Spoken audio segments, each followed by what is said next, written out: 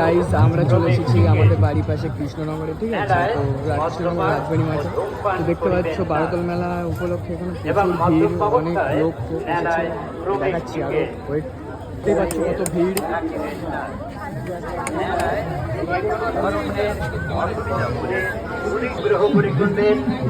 কিছু সতর্কীকরণ। জলেবি মেলায় cycle, motor cycle, টোটো, যে কোনো যানবাহন সহ প্রবেশ নিষেধ। মেলা অবস্থা দেখো, আমাদের অবস্থা সব গেমে ফেমে অস্থির একদম।